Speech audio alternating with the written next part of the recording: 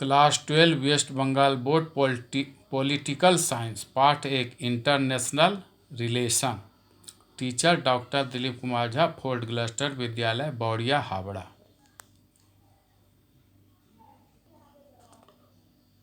प्रश्न, राष्ट्रीय शक्ति से क्या समझते हो, इसके तत्वों का वर्णन करो। उत्तर, राष्ट्रीय शक्ति से तात्पर्य किसी भी देश की उस शक्ति से है जिसका प्रभाव अन्य देशों के कामों पर पड़ता है। राष्ट्रीय शक्ति के प्रमुख तत्व निम्नलिखित हैं। पहला भूगोल, दूसरा जनसंख्या, तीसरा सैनिक क्षमता, चौथा प्राकृतिक संसाधन, पांचवा कूटनीति, छठा नेतृत्व। पहला भूगोल, किसी भी देश की शक्ति का सबसे प्रमुख तत्व वहाँ की भौगोलिक स्थिति है। जापान और ग्रेट ब्रिटेन की भौगोलिक स्थिति मजबूत होने के कारण ही उनकी नौसेना ने संपूर्ण विश्व पर अपना साम्राज्य स्थापित कर लिया था। दूसरा जनसंख्या, किसी भी देश की शक्ति में उसकी जनसंख्या की भूमिका बड़ी ही महत्वपूर्ण होती है।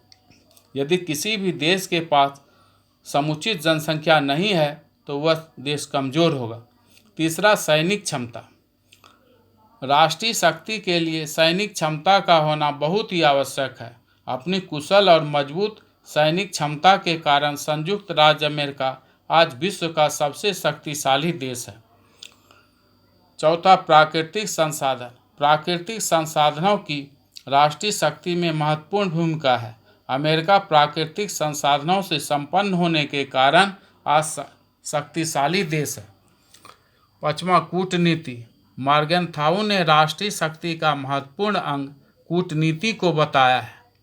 एक देश की भौगोलिक स्थिति, प्राकृतिक संसाधन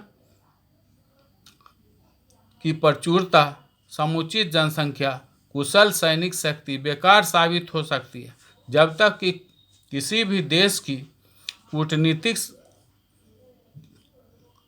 बेकार साबित हो सकती है जब तक कि कोई भी देश कूटनीतिक सफलता प्राप्त नहीं कर सकता है।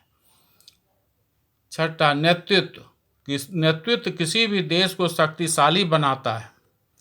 कमजोर नेतृत्व देश को कमजोर बनाता है।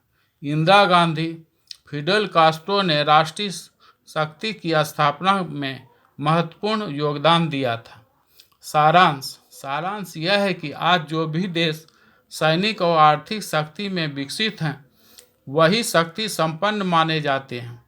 साधारण अर्थ में जिसे मित्रता कहते हैं राजनीति के क्षेत्र में, उसे ही कूटनीति कहते हैं।